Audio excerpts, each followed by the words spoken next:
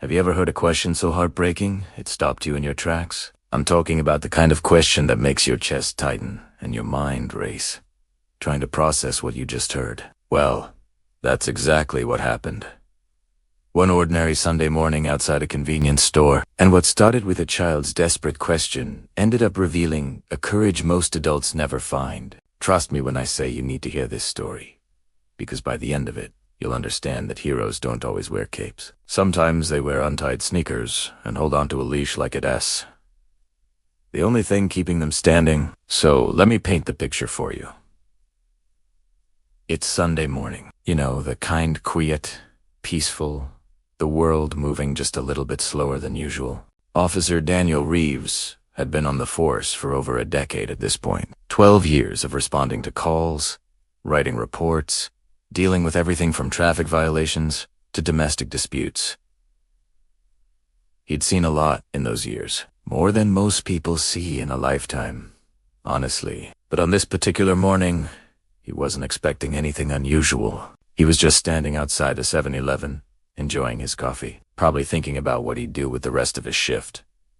That's when he noticed the kid approaching. Small boy, couldn't have been more than 7 years old, and right away, Daniel could tell something was off. The boy's shoes were untied, laces dragging on the pavement. His face was dirty, like he hadn't washed in a while, with smudges on his cheeks that could have been dirt or dried tears or both. His clothes looked worn, a size too big, hanging off his thin frame, and his small hands were trembling as they gripped a worn leather leash attached to a dog walking beside him. The dog wasn't in much better shape. Golden coat mixed with German Shepherd markings. Beautiful animal under different circumstances, but you could count his ribs through his fur. His tail was hanging low, not wagging, just sort of dragging behind him. The kind of posture that speaks to neglect, to not enough food, to an environment where even animals learn to keep their heads down and their expectations low. This little boy walked right up to Officer Reeves and asked a question that would echo in Daniel's mind for years to come. His voice was soft,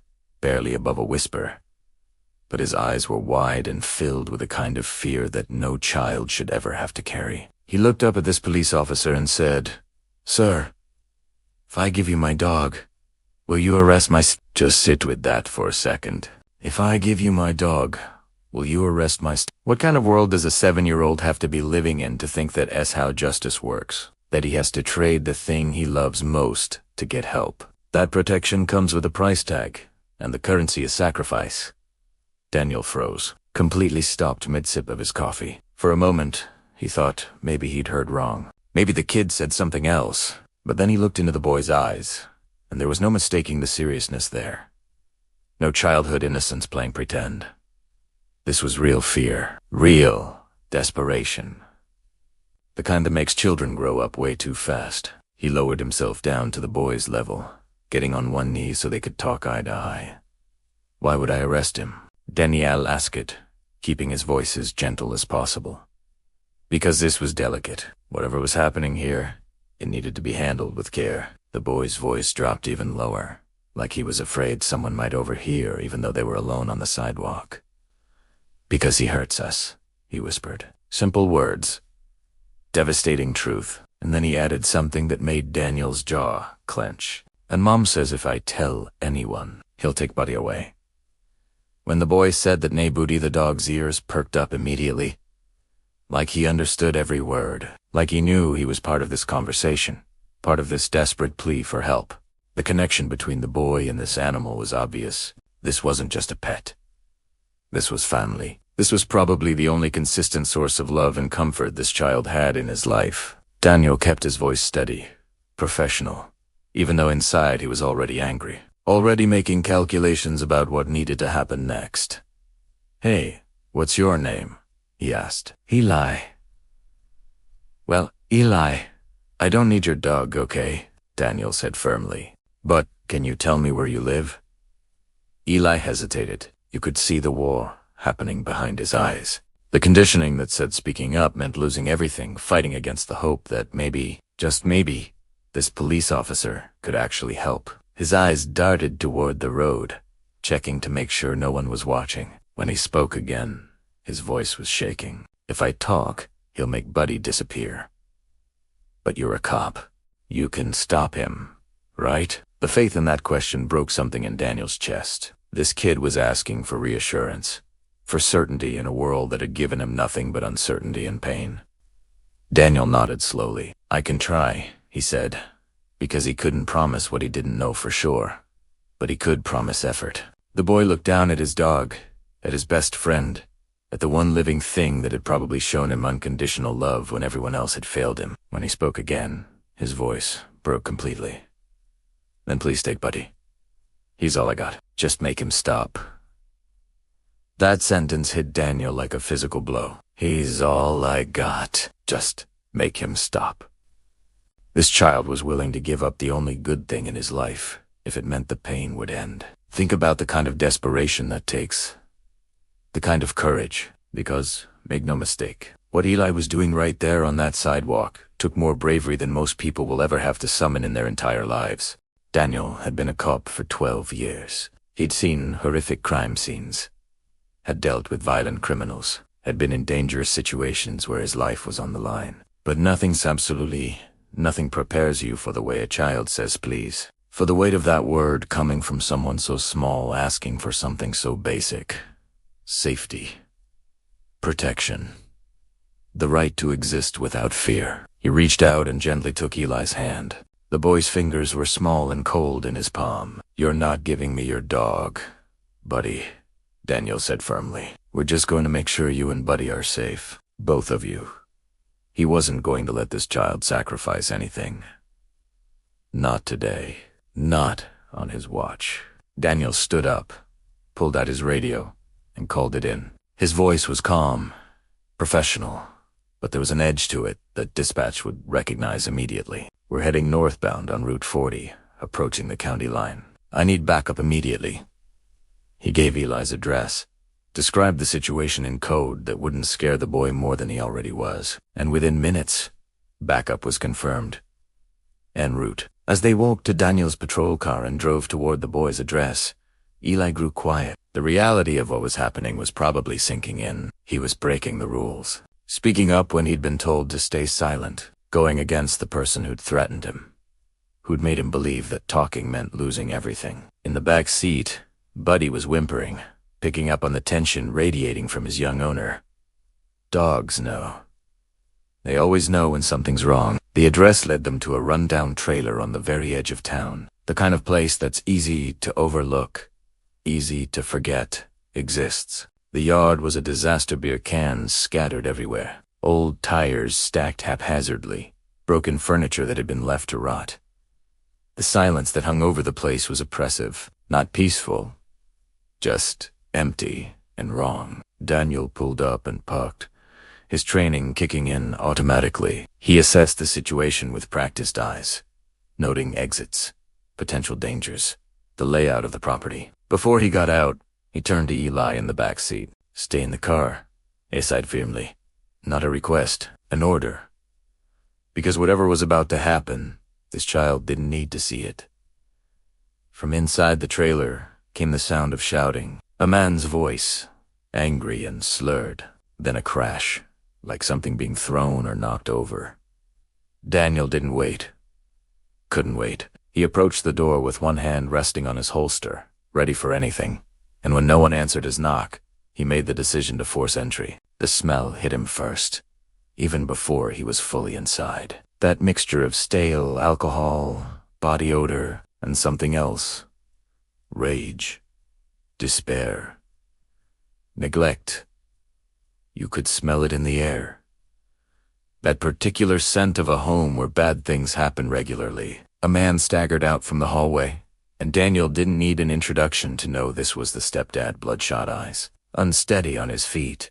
That particular posture of someone who's been drinking for hours, maybe days. What the hell do you want? The man slurred, aggressive even in his impaired state. Daniel kept his voice calm but authoritative.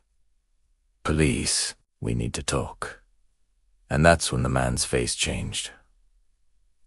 Realization flickered across his features. That brat been talking again, he sneered, and there was such venom in those words. Such casual cruelty, like he was talking about an annoying fly rather than a child. a child he was supposed to protect. Before anyone could move, before the situation could escalate further, Buddy reacted. That dog that had been so subdued, so beaten down, suddenly came alive with protective fury. The growls started low and deep in his chest, rising to something primal. And then he lunged forward just as the stepdad raised his hand, whether to strike Daniel or to make some other threatening gesture. We'll never know. But Daniel was faster. Years of training kicked in, and he had the man in handcuffs before the drunk could even process what was happening. The click of the cuffs closing was one of the most satisfying sounds Daniel had heard in his career. "Sir, you're under arrest for child endangerment and assault," he said, reciting the words he'd said hundreds of times before. But this time felt different. This time felt personal. Eli must have heard the commotion because suddenly he was there, having disobeyed the order to stay in the car. But Daniel couldn't be mad about it. The boy ran past the officers who were now securing the scene, ran straight to Buddy, and wrapped his arms around the dog's neck so tightly that the animal whined, not in pain, in relief, in shared emotion. "You did it!" Eli was sobbing into Buddy's fur. "You saved us." Daniel crouched down beside them, his own throat tight with emotion he had to keep professional. "No, Eli," he said quietly. "You did. You spoke up. And that was the truth. This entire intervention, this rescue, had started because a 7-year-old boy found the courage to ask for help, to trust a stranger in a uniform, even though every adult in his life had probably let him down, to believe that maybe, just maybe, the world had good people in it too. The next hour was a blur of procedure. Child Services was called. Statements were taken. The mother, who apparently had been too scared or too broken or too complicit to protect her own child, was also taken in for questioning. The trailer was documented as a crime scene, and through it all, Eli refused to let go of Buddy's leash. They were a unit. Where one went, the other followed, as the social workers prepared to take Eli somewhere safer, temporary placement. While they figured out the long-term solution, Daniel stood by his patrol car and watched. Buddy looked back once, through the window of the social services vehicle. Just one look, but it was enough. Those eyes seemed to say thank you, or maybe stay safe, or maybe just goodbye for now. Whatever the dog was thinking, Daniel felt it in his chest. A week passed. 7 days of Daniel going about his regular duties, responding to calls, writing reports, doing all the things that make up a cop's daily routine. But he couldn't stop thinking about Eli and Buddy. Couldn't stop wondering if they were okay, if the system was actually helping them this time or just shuffling them around. Then he got a call from the social worker handling Eli's case. Just a courtesy update, really. But the woman on the phone sounded pleased. "I thought you'd want to know," she said. "We placed Eli with a foster family. Good people. They agreed to take both him and the dog." The boy refused to sleep unless Buddy was beside him. There was a pause, and then she added something that made Daniel smile for the first time in days. He smiled for the first time in months. Officer Reeves. A real smile. Daniel kept thinking about that moment outside the image was burned into his brain. The boy's dirty hands gripping that leash like a lifeline. The untied shoes. The scared eyes. And those words that started everything. "If I give you my dog, will you arrest my step?" It wasn't a trade. That's what Daniel came to understand. It wasn't a transaction or a bargain. It was a cry for help, disguised as an offering because this child had been taught that help comes with a price. That safety isn't a right, but something you have to earn or buy or sacrifice for. Eli had been willing to give up the thing he loved most because he believed that that's what it would take to stop the pain. And Daniel realized something else too, something profound about the nature of courage. We think of bravery as these big, dramatic acts, running into burning buildings, confronting armed criminals, sacrificing yourself for others in obvious, visible ways. But sometimes bravery is much quieter than that. Sometimes it's a 7-year-old boy walking up to a police officer and speaking up when every instinct, every threat, every conditioned response is screaming at him to stay silent. That's bravery. Speaking up when you're most afraid. Asking for help when you've been taught that help doesn't exist. Months went by. The case against the stepdad moved through the legal system. Daniel testified at the hearing, describing what he'd seen, what Eli had told him.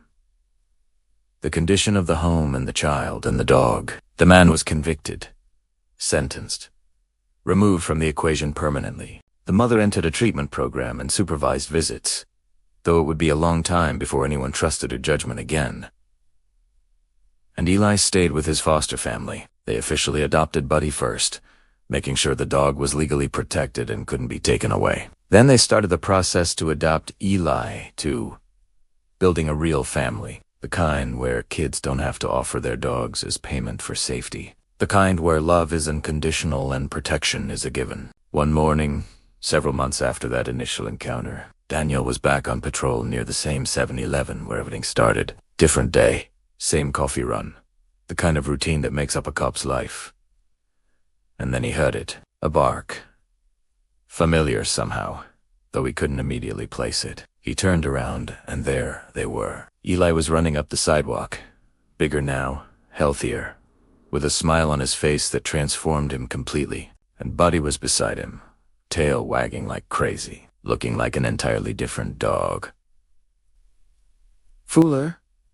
Happier, the kind of transformation that happens when living things are removed from toxic environments and placed somewhere safe. Eli skidded to a stop in front of Daniel, slightly out of breath, grinning from ear to ear. He's still mine. Officer Reeves, the boy announced proudly. You kept your promise. Daniel felt his throat get tight again. He crouched down to Eli's level, just like he had that first day, and looked the boy in the eyes.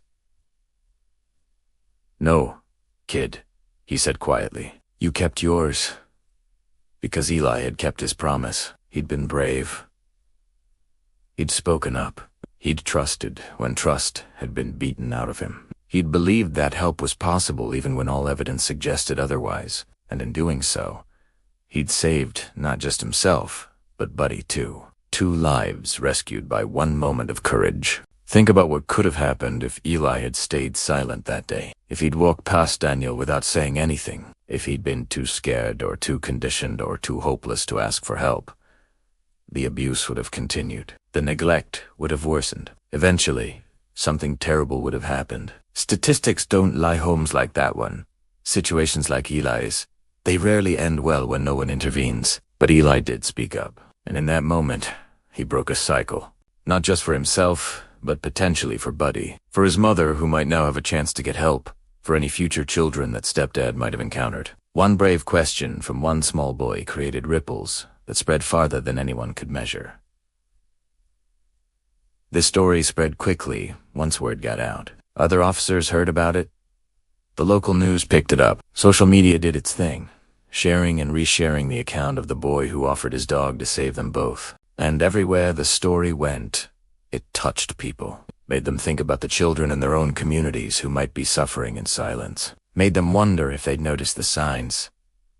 Made them consider what courage really looks like. Because here's what a lot of people miss. We want our heroes to be obvious. We want them to be tall and strong and confident, making bold declarations and taking decisive action. But real heroism often looks different. It looks like a terrified child with untied shoes asking a stranger for help. It looks like choosing to trust one more time after trust has been repeatedly broken. It looks like vulnerability disguised as a transaction because you don't know any other way to ask. Eli didn't know he was being heroic that morning. He thought he was making a trade. Thought he was sacrificing his best friend for a chance at safety. He didn't understand that help shouldn't require sacrifice. That protection is something children deserve simply by existing. That safety is a right, not a reward. He'd been taught wrong his entire short life, and yet somehow, despite all that conditioning, he found the strength to ask anyway. And what about Buddy? That dog played his own heroic role in this story. He'd been neglected, underfed, living in the same toxic environment as Eli. He could have been broken by it, become aggressive or fearful or shut down. But instead, he stayed connected to this boy, provided comfort and companionship when there was nothing else good in that house. And when the moment came, when danger escalated, Buddy stepped up, growled, lunged, protected his boy even though the dog himself was in no condition to fight. The bond between Eli and Buddy was real. His real. It's the kind of connection that transcends species, that speaks to something fundamental about loyalty and love, and mutual survival. They saved each other.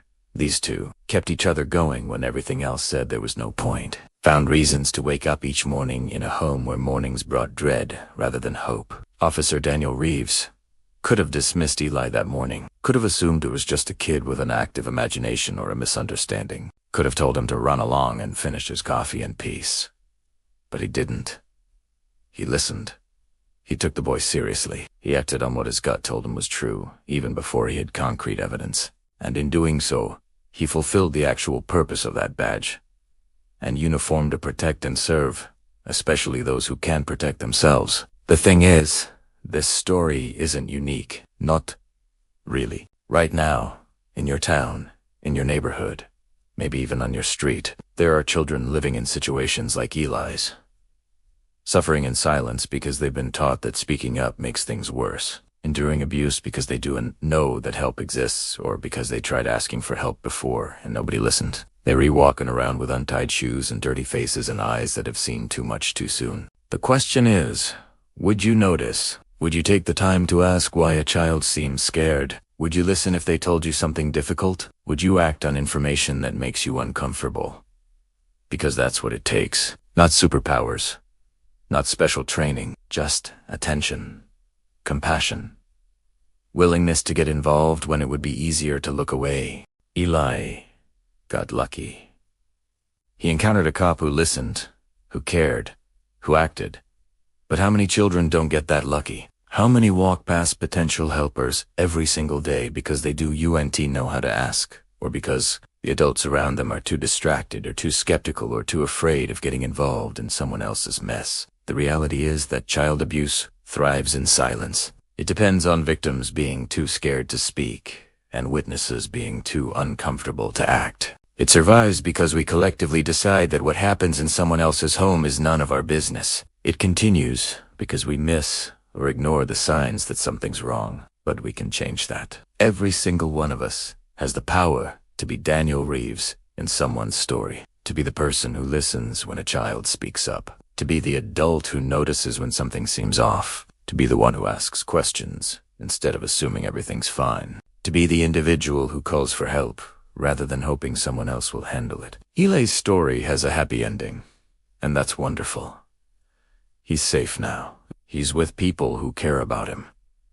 He gets to be a kid instead of a victim. He gets to grow up with Buddy by his side, making new memories that can eventually outweigh the bad ones. He gets therapy and support and the chance to heal from trauma that should never have happened in the first place. But not every story ends this way. Not every child gets to run up to a police officer months later with a smile on their face and a healthy dog by their side. Some stories end in tragedy because intervention came too late or never came at all. Some children grow up into broken adults carrying wounds that never properly healed. Some animals die, protecting kids who have no one else. So what can we do? We can pay attention. We can trust our instincts when something feels wrong. We can educate ourselves on the signs of abuse and neglect. We can create environments where children feel safe speaking up. We can believe kids when they tell us difficult things instead of dismissing their accounts. We can support the systems and people who work to protect vulnerable populations. We can be the kind of adults that children like Eli can trust. And maybe most importantly, we can remember that help shouldn't require sacrifice. That a child offering their dog to stop abuse is a sign that something has gone deeply wrong in their understanding of how the world should work. That safety and protection and love should be freely given, especially to those who are most vulnerable. Daniel Reeves went home that night after the initial rescue and probably couldn't sleep. Probably lay in bed replaying everything, wondering if he'd handled it right, hoping the system wouldn't fail this kid. And then months later, when he saw Eli running toward him with that big smile and healthy dog, he probably felt a satisfaction that goes deeper than anything a paycheck or promotion could provide. Because he'd done what he became a cop to do. He'd actually helped someone who desperately needed it.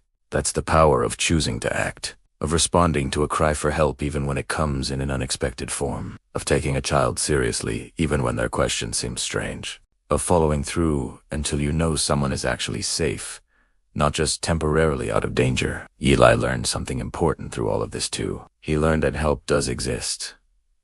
that some adults can be trusted, that speaking up, terrifying as it was, led to things getting better rather than worse, that he didn't have to sacrifice Buddy to be saved, that he could keep his best friend and still get protection. These lessons will stay with him forever, shaping the kind of person he becomes. And what about the countless people who heard this story? Maybe it inspired someone to finally report a situation they'd been worried about. Maybe it encouraged a child who was suffering to believe that speaking up was possible. Maybe it reminded a police officer why they joined the force in the first place. Maybe it made a foster parent decide to open their home to a child who came with complications, like a dog who was non-negotiable.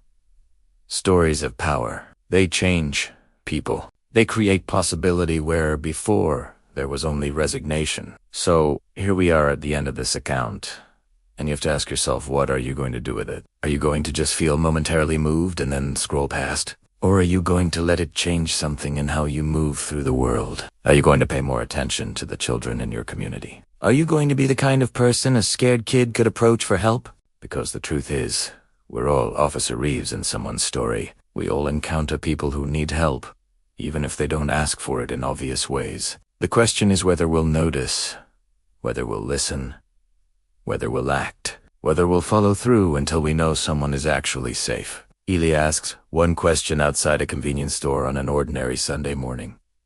Just one question, and it changed everything. Not just for him and Buddy, but potentially for everyone who hears this story and decides to be a little more attentive, a little more compassionate, a little more willing to get involved. That's the legacy of courage. It doesn't just save the person who demonstrates it. It ripples outward, inspiring others, creating permission for more bravery, building a world where speaking up becomes a little bit easier because someone else did it first. So, if this story moved you, if it made you think or feel or want to do something differently, then let it change how you interact with children. Let it motivate you to report concerns instead of ignoring them. Let it remind you that heroism often comes in small packages asking impossible questions. Let it inspire you to be someone worth trusting when trust is the hardest thing to give. And if you're someone who's suffering right now, someone who feels like Eli did that morning, holding on to your own version of Buddy's leash and wondering if help is real, please know that it is. Know that speaking up might be the hardest thing you ever do, but it's also the bravest. Know that you deserve safety without having to trade for it. Know that there are Daniel Reeveses out there, people who will listen and believe and act. You just have to find the courage to ask. If this story touched something in you, if it reminded you that courage can look like untied shoes and trembling hands and one desperate question, then share Italiano. Talk about Italiano. Let it spread further. Because somewhere out there is another Eli, gathering the strength to speak up. And maybe, just maybe, hearing about this boy and his dog and the officer who listened will be the thing that tips the balance. That makes the impossible feel possible. That turns silence into speech and suffering into survival. That's the real ending of this story. Not what happened to Eli and Buddy, beautiful as that is, but what happens next in the lives of everyone who hears it and decides to do something different. To notice more. To care more. To act more. To be the kind of person who makes the world a little bit safer for those who kiwi and protect themselves. So yeah, if this moved you, let us know. Leave a comment, sharing your thoughts. Subscribe so you don't miss other stories that might change how you see the world. Share this with someone who needs to hear it, whether that's another potential helper or someone who needs help themselves. Because stories like this, they're not just entertainment. They're reminders of who we can be when we choose courage over comfort. When we choose involvement over indifference. When we choose to believe that one person can make a difference. Eli believed it, and he was right.